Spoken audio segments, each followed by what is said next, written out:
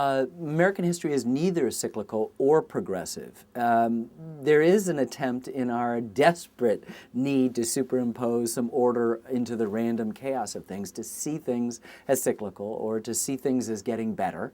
But in fact, human nature is the only given here.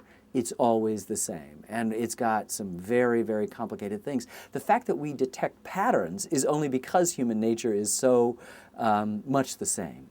Our warlike tendencies. That means there is no hope that wars will disappear until human beings disappear. That's what we'll do. We hope it won't be true, but it's part of the nature, and it's going to take some real evolutionary progress before that isn't the case. That people will fall in love, that they will be sexually attracted to other people inconveniently as well as conveniently, that will always be true. That people will, some people will always crave a kind of power over other people, that other people will accept power imposed on them by others is also true. So that we can recognize cycles in American history. We can see progressive movement, but at the same time, what it is just a series of events into which it becomes the artist or the historians or the combination of both attempt to find some sort of narrative form on that, either through a life or through a series of lives, through an event like a war, the Civil War, Second World War, and to try to find something meaningful. I mean, that's all it is. I think it was Tolstoy who said that art is the transfer of emotion, I would say love, from one person to the other. So let's just say emotion so it doesn't get half your audience terrified about the word love.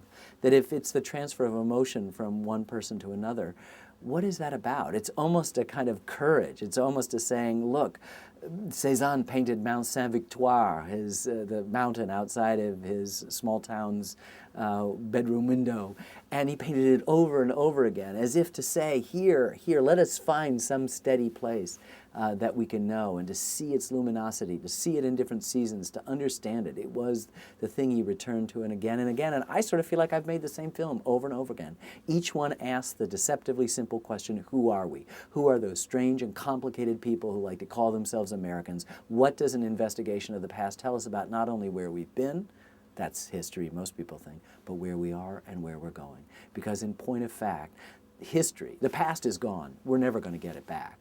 And those who want to get it back, the buffs, are nostalgic and sentimental. That doesn't work. But history is the set of questions we in the present ask of the past. And so it is informed very much, subtly or not so subtly, by what we fear, what we love, what we wish for, what we're anxious about. And therefore, history, paradoxically, is very much about now and very much about the future. You can't have a future unless you know where you've been. You can't even have a present unless you know the sequence of movements that brought us to this present.